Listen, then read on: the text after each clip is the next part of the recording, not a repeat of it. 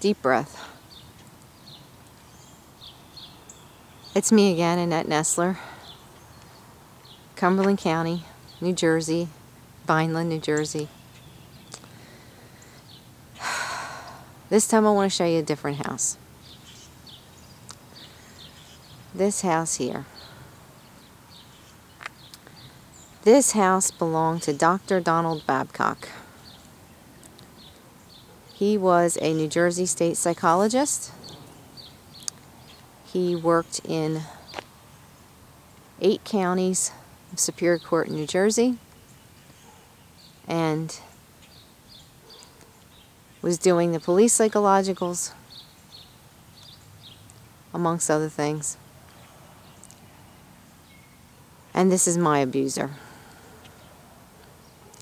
The same thing that happened to my father with the church and the priest happened to me with the New Jersey State psychologist here in this house.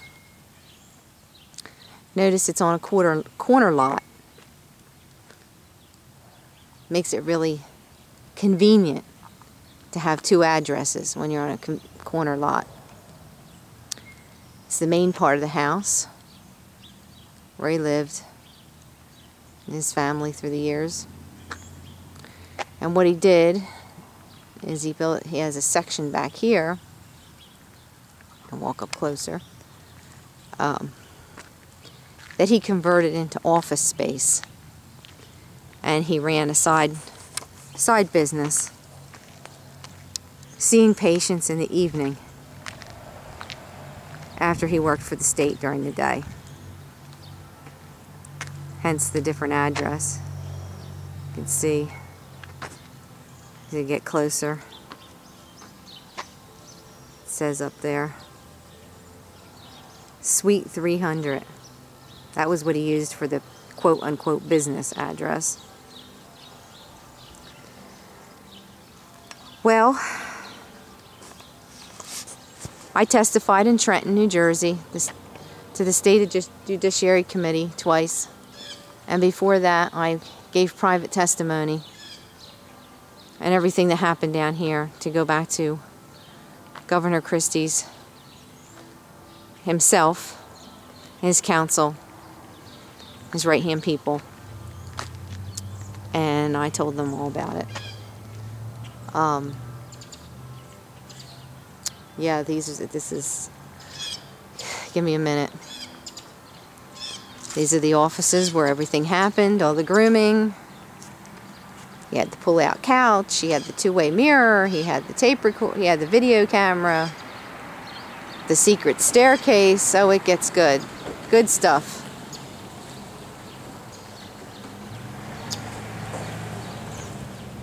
And of course, the upstairs, the main house, the bedrooms,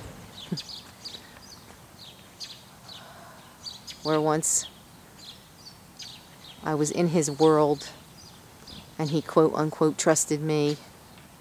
I was part of. What a mess. What a mess.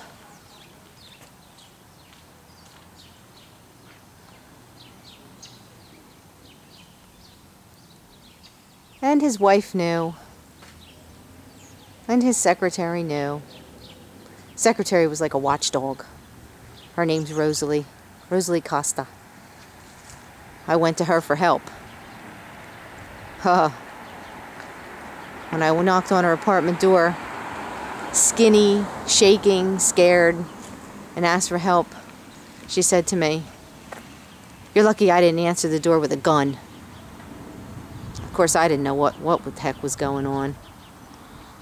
And as I talked to her and begged and pleaded with her for help, she just looked at me with daggers in her eyes. I wasn't going to get any help from her. I found that out soon enough. It was a little conspiracy, I guess, or she acted as his watchdog. Obviously, he had been involved with her, and the wife knew everything, too, and it was just disgusting. So, when I started to talk about my story and say, you know, I think there's really could be something wrong with this guy. Please help me. Please, please help me. Begged for help. I got shut out completely of the picture. And then he got caught. And didn't have to do anything. Changed all the locks to his doors. And I was dumped in the Jersey state system, Social Security system. And left to rot.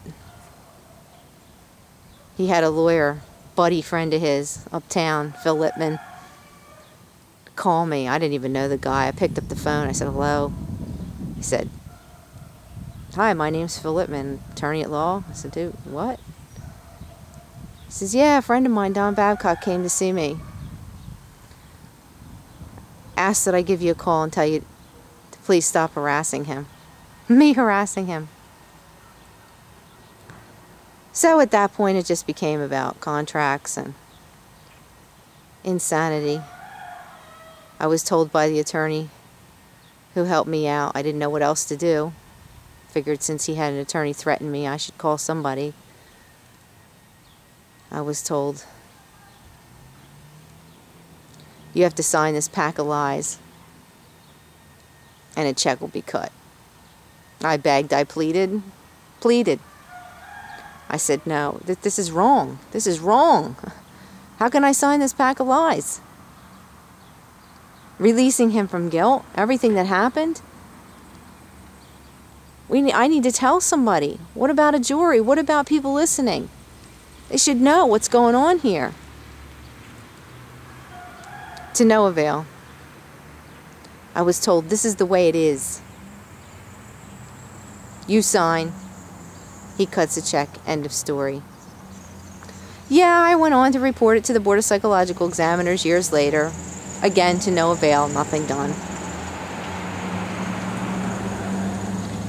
What is a person to do, huh?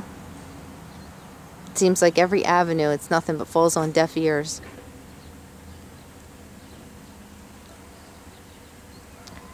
Which brings me to the statute of limitations. Yes?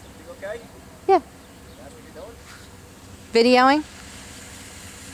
The police have just showed up while I'm doing this. Excuse me? Is that the person lives in this house? I did. I bet he did your psychologicals, huh?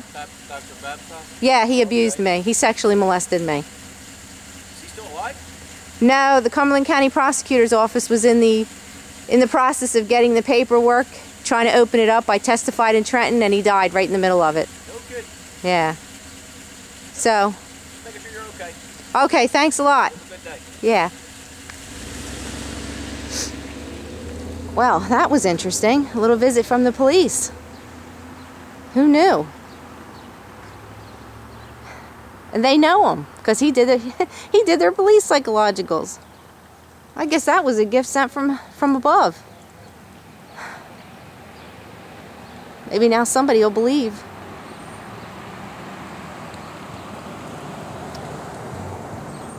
Oh.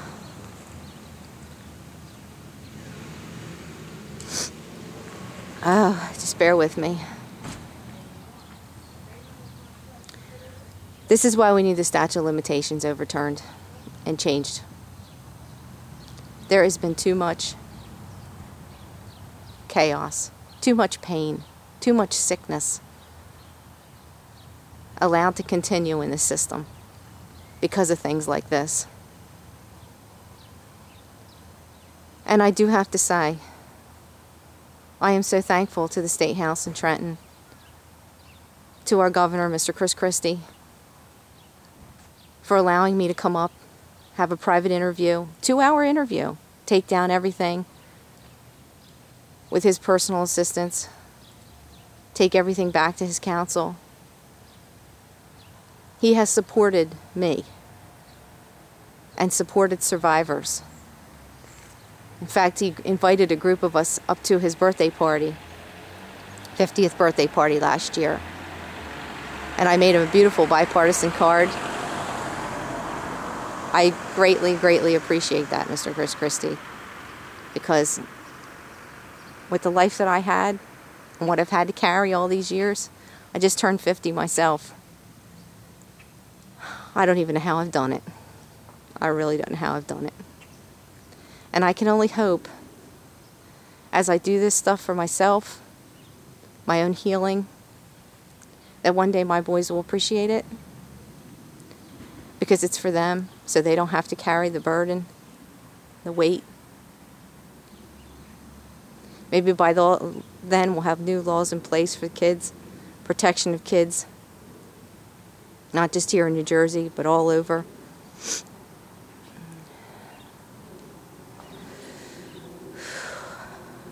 All right, let me take a break.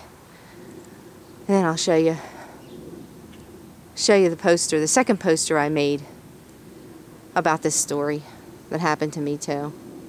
I'm still sort of in shock over that police car just pulling up out of nowhere. Just fit perfectly into everything.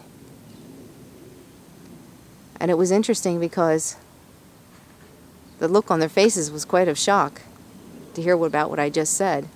Wasn't much they could do, huh? Considering he did their psychologicals. Wow. I gotta wrap my head around this for a minute.